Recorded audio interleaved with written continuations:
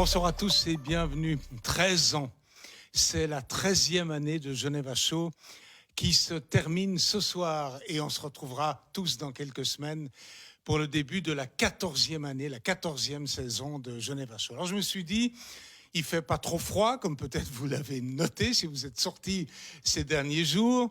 Une certaine torpeur s'installe. Certains d'entre nous ont la chance de prendre un peu de vacances. Alors peut-être on va faire une émission un peu différente d'habitude. D'habitude, on prend un thème, les finances, la santé publique, la mobilité, et que sais-je, et puis on invite les gens en fonction du thème. Et ce soir, j'ai fait un peu le contraire. Je me suis dit, je vais inviter deux personnes que j'apprécie beaucoup, qui sont au fond des amis de l'émission, et qui ont quelque chose à dire, au fond, sur la vie, tout simplement. Le plaisir de vous recevoir, Jean-François Duchosal. Bien, bonsoir. Bonsoir, Pascal Decaillé. Tout va bien? Tout va bien. Bonsoir, Philippe Roch. Bonsoir, Pascal. Je vous pose la même question, Philippe, tout va bien? Je prends tout ce qui va bien. Vous prenez tout ce qui Avec va bien. bonheur. Philippe, je commence avec vous. Parce qu'on va confronter un peu vos expériences de vie à vous deux ce soir. Très belle couverture et très beau reportage de mes confrères de l'Illustré sur vous. Je ne parle jamais de vie privée à mes invités, sauf lorsque eux, évidemment, ont pris les devants. Vous avez dévoilé un jour votre cancer, Philippe, il faut bien le dire. Oui. Et d'abord, comment allez-vous? C'est la question qu'on a envie de vous poser. Alors, je vais moralement très bien. J'aime beaucoup ces journées chaudes, la nature luxuriante de ces journées. Et je prends tout ce qui est positif.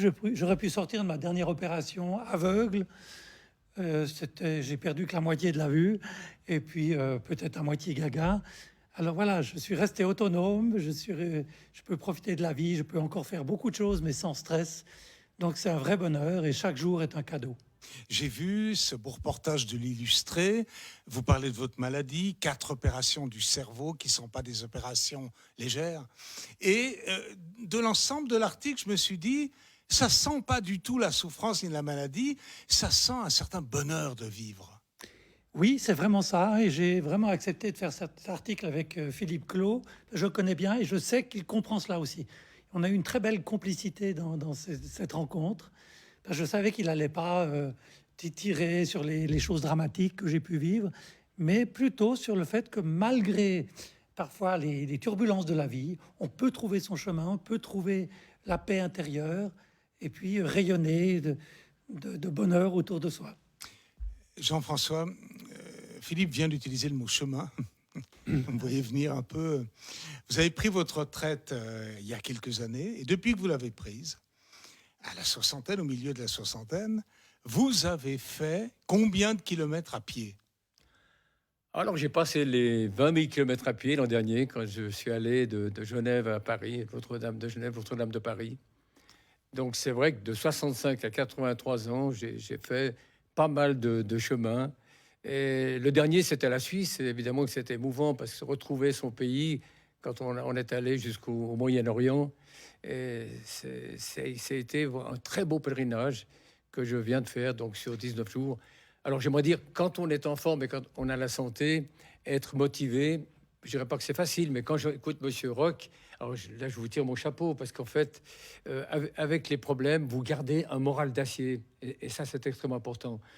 Moi j'ai aucun mérite parce que j'ai reçu la foi qui renverse des montagnes, cette foi qui m'a permis d'aller jusqu'au bout de mes passions, qu'elles soient professionnelles, humanitaires, qui m'a permis d'aller jusqu'au bout de mes chemins aussi. C'est grâce à cette foi que j'avais cette force de la foi, cette force de la prière aussi. Et je dis, évidemment, comme vous, merci tous les matins d'avoir cette chance-là. On parle de foi, de prière. Ce qui me semble impressionnant chez vous, Philippe, c'est d'abord, vous êtes l'ancien secrétaire d'État à l'environnement, vous avez dirigé de longues années l'Office fédéral de l'environnement à Berne, vous avez aussi été le patron du WWF, ça c'était avant, donc vous êtes un homme engagé, mais votre rapport à la nature est un rapport mystique. Oui, il a pris cette dimension. C'était d'abord un rapport émotionnel, personnel, puis de conviction scientifique, en disant mais on ne peut pas continuer comme ça, on est en train de détruire les bases même de notre existence. Mais de plus en plus, c'était déjà présent dans mon enfance, mais le côté mystique s'est de plus en plus développé. Et aujourd'hui, plus que jamais, Je me sens membre, comme vous, d'une grande famille qui est toute la nature, toutes les espèces. Et puis, le fait d'être membre de cette grande famille m'a aussi beaucoup rassuré. Parce que je me suis dit, mais c'est génial d'être en une famille pareille. Partout où je vais, j'ai des membres de ma famille qui sont là. Mais c'est vrai aussi que quand ces membres souffrent, ça me fait souffrir. Et même le pape François le dit, hein, quand il dit, mais si une espèce disparaît, je le ressens comme une mutilation. Et ça, c'est très beau. Et là, je veux dire que je me rejoins beaucoup avec ce pape extraordinaire que nous avons actuellement. Au fond, dans votre conception, le fameux schisme ou la grande séparation aristotélicienne entre nature et culture, qu'on a retrouvé dans une partie de la philosophie médiévale ou cartésienne, etc., au fond, tout est ensemble chez vous. La nature et la culture sont un même temple avec de mêmes piliers, au fond. Oui, pour autant qu'on travaille à cet équilibre, il y a cette harmonie. Parce qu'il y a aussi une forme de la culture qui est surtout issue de l'ère industrielle, du positivisme et actuellement de cette maladie de la croissance qui finit par tuer la nature. Alors c'est plus une culture qui est adaptée à notre cadre naturel. Ce qu'ont toutes les populations, par exemple, originelles, aborigènes, etc., eux ont vécu ou vivent encore pour certains depuis des milliers d'années en rapport avec la nature, mais dans un rapport d'équilibre. On consomme aussi la nature, mais on la respecte. Et ça, aujourd'hui, malheureusement, cette société est devenue trop forte, trop puissante, puis trop matérialiste aussi. Entre le pour positivisme d'Auguste Comte, oui. grand philosophe des sciences et du progrès au XIXe siècle, en pleine révolution industrielle, il élabore son œuvre. Et puis les romantiques allemands, votre choix est fait, je crois. Oui, tout à fait. D'ailleurs, Auguste Comte, c'était quelqu'un de très brillant, mais il a rejeté la dimension spirituelle. Mais volontairement, c'est pas juste qu'il l'a oublié. Il était opposé aussi à ce que Jean-François du Chausal, ce qui fait vivre Jean-François du Chausal. Et je pense que ce matérialisme absolu était très, très destructeur. Alors Jean-François, je reviens à vous parce que vous êtes allé un jour à Jérusalem à pied, 5000 km, à Rome, à Saint-Jacques plusieurs fois, à Paris, enfin vous avez multiplié, vous avez fait aussi de Saint-Jacques à Cordoue, enfin. Mais le tout dernier, vous venez d'en parler, du lac de Constance à Genève, du nord-est au sud-ouest, la Suisse. Comment ça s'est passé? Vous m'avez envoyé de magnifiques photos, je vous en remercie. Ça a changé votre image de votre propre pays, au fond? C'est émouvant. Alors, toutes ces régions traversées, bon, je les connaissais quand même pour avoir un peu voyagé, puis surtout au service militaire. Mais évidemment, au service militaire, on n'apprécie pas la même chose. Pas tout à fait la même ambiance. C'est- Ah ben voilà, merci. Michel Thorenberg me passe les quelques photos que vous m'avez envoyées et que je lui ai transmises. Là, on voit des lacs, les lacs de Suisse centrale. Alors, je vous laisse continuer. Alors, c'est vrai que mes chemins, c'est des moments de partage, c'est des moments de rencontre. Et là, je reviens à la nature. La rencontre avec la nature, c'est quelque chose d'exceptionnel. Et pourtant, la météo m'a pas ménagé là. Au mois de mai, j'ai eu La neige. de la neige, Ouais. j'ai eu de la pluie, de la grêle. Mais pour un pèlerin, c'est le temps, la météo, les kilomètres, ça compte peu. Mais c'est cette approche, et je me suis surpris, au fond, à respecter beaucoup plus le Dieu créateur qui a créé cette nature que le Dieu fabriqué par les hommes, parfois. Je vous pose à chacun une On question. parle au cœur, hein, plein cœur. Là. Il est Philippe et Jean-François. Question simple. Votre rapport à la solitude. Chacun, je vous laisse me dire quelques mots. Vous, peut-être, déjà. Alors moi, j'ai besoin de solitude. J'aime les relations humaines, je fais partie de beaucoup de groupes, j'ai beaucoup travaillé avec d'autres personnes, Vous n'êtes pas misanthrope. mais je ne suis pas du tout misanthrope, mais j'ai besoin de solitude pour me retrouver avec moi-même, pour méditer, pour me sentir dans cet ensemble naturel et cosmique. Et je ne peux pas être tout le temps avec des gens. J'ai besoin de sortir. Rousseau était la même chose d'ailleurs. Quand il était en société, parfois il s'éclipsait. Il allait dans le parc à côté pour être un moment seul. Et je me suis trouvé très proche de lui quand j'ai lu ça. Vous dites cosmique, le mot cosmos en grec signifie à la fois l'ordre et la beauté. Ça a donné le mot cosmétique, par exemple. C'est intéressant quand même. Hein. Ce rapprochement où la langue grecque arrive à donner deux sens. On n'a pas cette dualité en français. Hein. Je peux vous dire, mon fils m'a envoyé l'autre jour de Abu Dhabi, du désert, une image de la Voie lactée. Alors là, c'était cosmique et magnifique. Et pour Pierre Maudet, c'était très cosmique, Abu Dhabi aussi. Ah, ça doit- Bon, Jean-François, oui, je ne pouvais pas le louper là, vous êtes d'accord. C'est une parenthèse.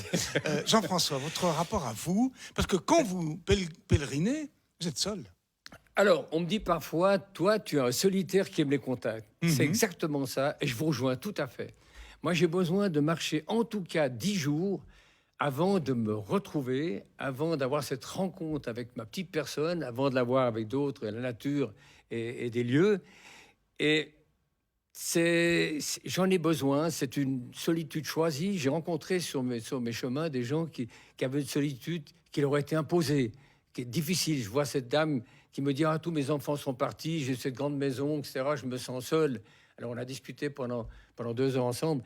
La mienne est différente. La mienne, j'en ai besoin. Il faut que je puisse me retrouver, me recueillir. Et quand j'ai traversé les Balkans, j'étais pendant des jours et des jours seul.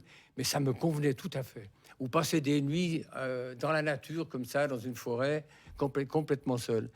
Donc, cette solitude-là, moi, je l'apprécie beaucoup. Mais pour connaître un pays, pour le pénétrer, il faut bien sûr entrer en contact avec les habitants. C'est là où interviennent les contacts, les rencontres avec des pèlerins, les rencontres avec des habitants. Imaginez, pour Jérusalem, c'est 12 pays traversés de village en village. Et ça, c'est passionnant. Quand vous êtes seul dans la nature, vous pratiquez un art qui s'appelle la méditation. De plus en plus, hein, ça vous passionne, vous avez écrit même des bouquins là-dessus. Comment ça se passe quand vous êtes seul dans la nature? À quoi pensez-vous? Pensez-vous seulement est-ce que ça passe par la pensée ou par le cœur, au fond? Alors, ça peut être les deux. C'est-à-dire, je peux être dans la nature, écouter les oiseaux, admirer les arbres, parfois même leur parler. Ça, c'est vraiment encore, ça passe tout par le cerveau. Puis il y a des moments où je suis vraiment en méditation profonde. Et là, il n'y a pratiquement plus de pensée. Il y a juste un état. On est dans cet état. Et dans ces moments, on ressent très, très fort la densité du monde qui nous entoure. Parfois, c'est physique, mais ce n'est pas intellectuel. Par exemple, je médite un moment, je me promène et tout d'un coup, j'ai comme une résistance. Je sens une espèce d'énergie qui me soutient, qui me résiste aussi. Et ça, c'est vraiment un état. C'est là où j'ai obtenu la conviction de cette dimension spirituelle du monde, parce que c'est une dimension que nous avons, que les animaux ont, mais aussi les cailloux, finalement. Et quand on est dans cet état, on sent la présence de cette dimension spirituelle, mystique. Quand on marche 40 km par jour, seul, vous levez de très tôt le matin, et puis vous partez vers 6 heures, et puis là, vous alignez les kilomètres, à quoi est-ce qu'on pense? Alors, il y a d'abord cette motivation profonde qu'on a en soi. On a besoin de se retrouver, on a besoin de se questionner, on a besoin de penser à son passé, à son présent, à son avenir. Et puis, alors, on n'est jamais seul, dans le sens qu'on prie beaucoup pour ses proches, pour ses amis, en particulier les amis qui ont des problèmes de santé. Et tout d'un coup, on se retrouve très proche avec eux. Donc, je suis tenté de dire, le pèlerin n'est jamais seul. Finalement. C'est fort, ça. Hein? C'est très fort. Et puis, il y a un peu une différence entre la méditation profonde et la prière, mais ce sont deux choses qui se rejoignent. Je comprends très bien ce que dit M. Duchosal. Moi, il m'arrive aussi souvent de prier. Mais alors, je ne prie pas quelqu'un comme ça, mais c'est de porter ma bienveillance sur des personnes, sur des situations, des fois simplement sur le monde, en disant, allez, il faut que ça aille mieux là. On a parlé de la solitude, vous avez parlé de densité, hein, c'est un mot fort, le mot Gedicht qui veut dire le poème en allemand, il y a le mot Dicht dedans. C'est un exercice de densité, c'est intéressant. Peut-être vous, je voulais juste ajouter, Jean-François, Pascal, qu'effectivement, j'ai une chance, c'est que j'ai une fille qui est religieuse et qui me prépare des prières. Pour vous. Pour moi. Ouais. Alors, je les apprends, puis après, je les connais par cœur, etc. Donc, c'est peut-être aussi une chance. Et je crois aussi beaucoup à la force de la prière quand on est loin de sa famille. C'est des moments de recueillement dans la nature. Et puis, j'aimerais juste ajouter qu'il y a aussi la rencontre avec les lieux. Et les lieux ne sont pas forcément des cathédrales. C'est parfois des petites chapelles. C'est parfois la chapelle de Nicolas de Flux. Ça peut être le trésor de Saint-Maurice. Ça peut être la chapelle Saint-Roch, quelque part en Espagne ou en France. Et ça peut être aussi la fin des terres. Donc, j'ai dans mes pèlerinages suivants, j'ai un peu oublié les cathédrales. Et je me suis arrêté vraiment dans ces lieux. C'est comme la grotte de Saint-François d'Assise. Quand on arrive à Assise, la cathédrale est magnifique, mais la grotte est encore beaucoup plus. Philippe, 10 secondes chacun, on touche au terme. Hein. Votre rapport à l'autre? Il s'est transformé parce que j'ai vécu beaucoup de conflits et beaucoup de tensions à cause de mon engagement politique et pour la nature. Et aujourd'hui, je me suis apaisé moi-même et je porte cette paix sur les autres. Donc il m'arrive de rencontrer des personnes avec lesquelles j'ai pas grand-chose en commun, voire j'ai pu avoir une fois des conflits, mais je porte cette bienveillance sur la personne et ça a un effet incroyable. Donc c'est un chemin qui peut être un chemin de réconciliation.